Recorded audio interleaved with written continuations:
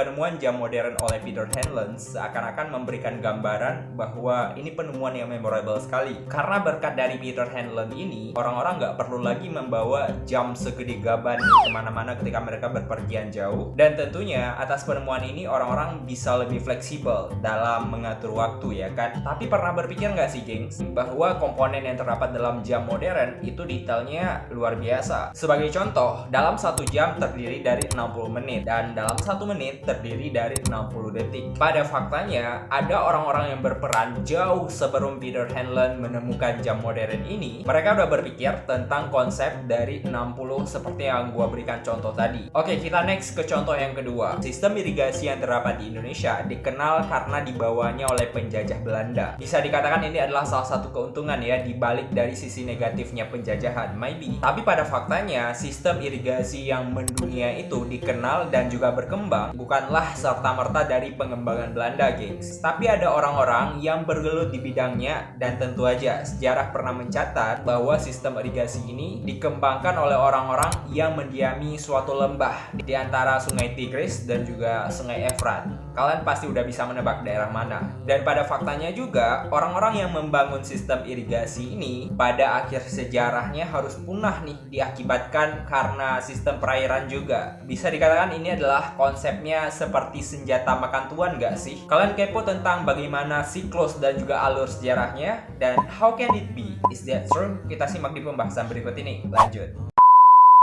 Oke, gengs, buat kalian yang pernah duduk di bangku SMP dan juga SMA, sering disebutkan setelah adanya fase Neolitikum. Kalau misalnya kalian masih ingat pelajaran waktu SMP maupun SMA dulu, di fase ini semua kegiatan manusia dipenuhi dengan bebatuan. Baik itu kapak yang terdiri dari buatan batu-batu besar, kemudian alat-alat pemotong buah, daging, sayur, dan sebagainya itu terbuat dari batu-batu yang dikikis secara tajam. Karena memang zaman Neolitikum ini sudah dirasa nggak terlalu mempan nih untuk perkembangan zaman manusia yang makin berkembang ke depan. Akhirnya perlahan peradaban zaman itu berubah menjadi zaman perunggu. Kalian masih ingat di mana semua kegiatan manusia juga dipenuhi dengan barang-barang perunggu, perak, dan juga sampai kepada zaman keemasan. Dalam kasus ini, sejarah pernah mencatat bahwa pada tahun 2500 sebelum Masehi, lama amat ya, orang-orang non-Semit yang berasal dari kawasan kecil Asia, di mana kawasan kecil Asia ini terletak di timur tengah sana, datang ke sebuah lembah yang keberadaannya itu diapit oleh 2 sungai besar, yaitu Tigris dan juga Efrat. Kemudian di sana mereka memulai melakukan perkembangan peradaban, memulai kehidupan sosial, membangun budaya, dan khususnya di dunia pertanian. Orang-orang mencatat wilayah ini dengan nama Sumeria, sebuah kawasan di Mesopotamia bagian selatan. Di samping itu juga ada beberapa sejarawan yang mencatat dan juga berpemikiran bahwa orang-orang yang non-Semit tadi datang ke Mesopotamia bagian selatan dan menduduki wilayah Sumeria ini diprediksikan sekitar 3000 sampai 4000 dan 5000 tahun sebelum Masehi. Ini tuh dibuktikan karena penemuan ada beberapa artefak dan juga peninggalan-peninggalan yang udah tenggelam tapi ditemukan kembali nih di wilayah Mesopotamia yang sekarang kita kenal dengan negara Irak. Nah, alur ceritanya adalah karena memang orang-orang Asia kecil ini datang dari keadaan zaman purba, yaitu zaman batu, ke zaman perunggu tengah, maka banyak banget nih perubahan-perubahan yang terjadi. Sebagai salah satu contoh adalah ketika zaman batu dulu, orang-orang yang masih mungkin nggak hidup menetap, tapi di zaman perunggu tengah ini orang-orang sudah mulai hidup menetap dan juga berpencaharian khusus gitu. Otomatis ini akan memunculkan yang namanya sistem budaya, sejarah, kemudian pertanian, dan berbagai kasus seperti irigasi dan pemikiran-pemikiran khusus yang lebih modern tentunya. Untuk informasinya, sebelum dari adanya peradaban yang lebih modern dalam konsep Sumeria, sebenarnya daerah Sumeria ini benar-benar tandus banget, gengs. Dan karena memang ada inisiatif dari orang-orang yang datang tadi dengan pemikiran yang terbuka, maka mereka mulai membangun tembok-tembok besar untuk mengaliri air dari Sungai Tigris dan juga Efrat dan menjadi salah satu bendungan serta irigasi pertama nih di dunia. lanjut lagi ceritanya, karena memang awalnya Tandus menjadi daerah yang subur nih Kanha, semua mata orang-orang di luar itu berpandangan khusus kepada Sumeria. Seakan-akan Sumeria itu seperti sebuah santapan yang siap diterkam oleh mangsa-pemangsanya. Ini tuh benar-benar kayak memunculkan satu kebutuhan khusus, yaitu munculnya yang namanya pemimpin. Dalam sejarahnya, Sumeria dibagi dalam tahapan 3 fase utama. Dan yang gua bilang tadi, ketika mereka membangun irigasi, kemudian memulai pertanian, itu dikategorikan sebagai periode Ubaid. Dan kemudian dilanjutkan dengan adanya kemunculan kota-kota besar, di mana pemimpin-pemimpin yang muncul pada kala ini tuh benar-benar masih kecil skalanya. Dan perlahan di periode Uruk ini muncul beberapa kota besar yang dikenal, misalnya seperti Uruk, Lagash, dan juga kota Nippur. Setelah kemunculan beberapa daerah yang benar-benar memanjakan mata ini, gengs, akhirnya muncul nih peperangan dan juga serangan dari luar, sehingga memaksakan Sumeria untuk menciptakan kerajaannya sendiri. Nah, di periode inilah mulai kemunculan raja-raja yang akhirnya memulai sejarah dari kekaisaran Sumeria itu sendiri. Basically, para ilmuwan di dunia tuh bener-bener kayak kesulitan banget buat nyari referensi sejarah dari raja-raja yang pernah memimpin Sumeria ini, karena memang benar-benar belum mendapatkan artefak yang membahas khusus gitu. Tapi geng, sejarah pernah mencatat bahwa raja pertama yang muncul di kawasan Sumeria dinamakan dengan Raja Enme, yang katanya sejarah pernah mencatat juga kepemimpinan dari Raja Enme ini mencapai 900 tahun lamanya.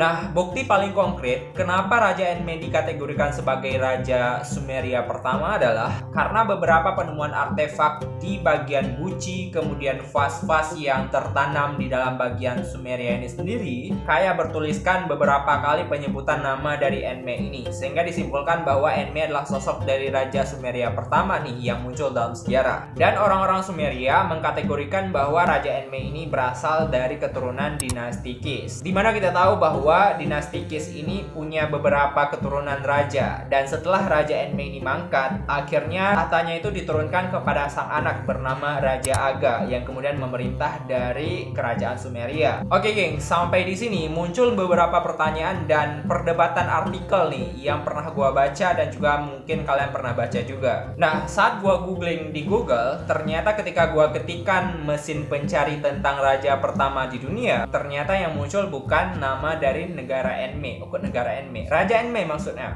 Nama yang sering muncul di googling adalah Raja Sargon. Who is that? Sebenarnya peranan dari Raja Sargon ini punya relasi juga nih sama kerajaan dinasti Kish di Sumeria ini sendiri. Di sini gua nggak akan tekankan lebih lanjut kepada peranan dari Sargon ini, karena gua udah nyiapin materi khusus nih buat bahas dari si Sargon, tokoh raja pertama yang digadang-gadang memimpin 4000 tahun yang lalu. Wow. Oke, jadi kasusnya kenapa si Sargon ini dikatakan sebagai raja pertama sedangkan Raja Enme ini tidak dikategorikan raja pertama di dunia? Kalau kita lihat dari bagian Sumeria ini sendiri, wilayahnya itu tergolong kecil, dan kalau dikategorikan Sumeria ini termasuk dari provinsi kalau di Indonesia. Nah, peranan dari Raja si Sargon ini dulunya kisahnya juga pernah menjadi bagian dari dinasti Kish dan pernah mengabdi kepada raja dari Sumeria ini sendiri. Nah, kasus sejarahnya itu berjalan ketika si Sargon ini menjadi dewasa. Kok gue jadi spill banyak banget nih tentang Sargon ya? Oke, gue tahan dulu, nanti kita bakal bahas di pembahasan Sargon. Intinya, si Sumeria ini merupakan bagian dari Mesopotamia. Tapi beda kasus geng dengan peranan dari Sargon ini yang cepat sekali menginvasi beberapa wilayah di Mesopotamia Raya. Jadi itulah mengapa alasan ketika kita ketikkan di Google yang muncul raja pertama di dunia itu lebih dominan dari Raja Sargon, bukan Enme. Oke, untuk bangsa Sumeria ini sendiri, gua udah coba cari materialnya dan benar-benar sangat sulit untuk mentranslatekan dari buku 345 halaman karya dari seorang ilmuwan berjudul The Sumerian. Di sana tuh benar-benar banyak banget dibahas masalah Sumerian, baik itu budaya, lokalnya, kemudian sejarahnya, dan berbagai genesis tentang Sumeria ini sendiri. Tapi yang jelas geng, ternyata reruntuhnya kerajaan dari Sumeria ini terjadi karena memang ada serangan dari bangsa-bangsa luar, dan salah satunya adalah Akkadia, di mana Akkadia ini dipimpin oleh Raja Sargon. Ini punya relasi relasi nih antara kerajaan Sumeria dan juga kerajaan Akkadia. Nanti kita bakal bahas di salah satu pembahasan video selanjutnya. Alasan untuk runtuhnya kerajaan Sumeria kita udah tahu. Bagaimana dengan konsep mengapa orang-orang Sumeria ini punah ditelan bumi? Seperti yang gua katakan di awal tadi, bahwa bangsa Sumeria yang membangun dari sistem irigasi pertama di dunia nih, ternyata pada tahun 3500 sebelum Masehi terjadi kekeringan yang benar-benar panjang banget nih di Mesopotamia dan mencapai 200 tahun. Kebayang nggak tuh, kita kemarau sebulan aja udah kayak dengas-dengus sana sini, apalagi kalau 200 tahun. Makanya dari sinilah dimunculkan bahwa Sumerian ini akhirnya punah di muka bumi. Oke gengs, itulah pembahasan sekilas tentang Sumerian. Kalau kalian punya pendapat pribadi masing-masing, silahkan komentar di bawah. Dan jangan lupa untuk mengklik tombol subscribe, like, comment, dan juga share-nya. Thank you, see you in the next video.